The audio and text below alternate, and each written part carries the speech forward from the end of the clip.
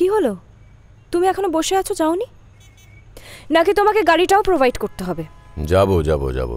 এই যাবো, চলে যাবো, বদলে যাবো, অন্য মানুষ হয়ে যাবো, এই সব কিছুতেই তো আমার আপত্তি।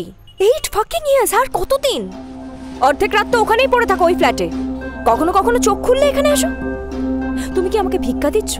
আমার তো ভিক্ষার প্রয়োজন নেই। দেখো অখিলেশ, লিসেন টু মি। আমরা দুজন আলাদা মানুষ, আমাদের দুজনের থিঙ্কিংও আলাদা। আমি তোমার থেকে তো কিচ্ছু চাইনি।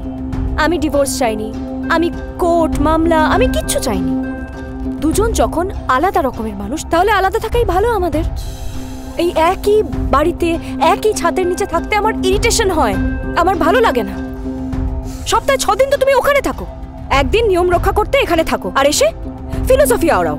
এই ডাবল রোল প্লে করা না বন্ধ করো। আমার না ভীষণ টায়ার্ড লাগছে, আমার ভালো লাগছে না। আমি এখন স্নান করব, আমার ঘুমও পাচ্ছে। তুমি প্লিজ এখান থেকে যাও না, যাও, চলে যাও।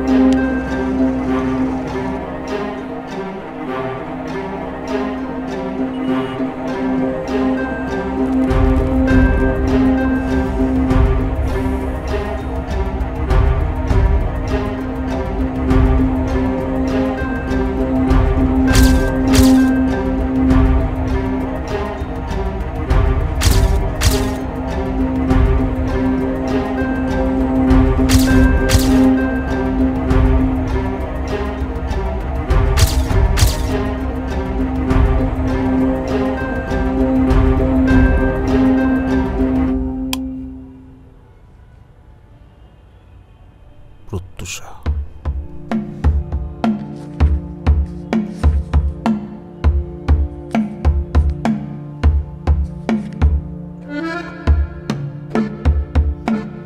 হ্যালো।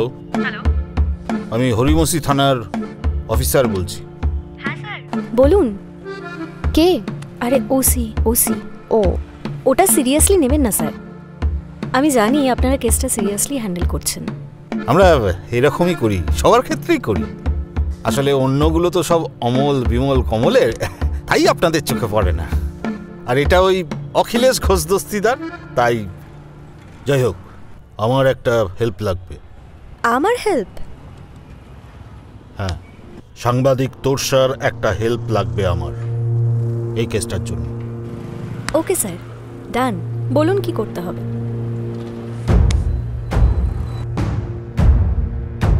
হ্যাঁ,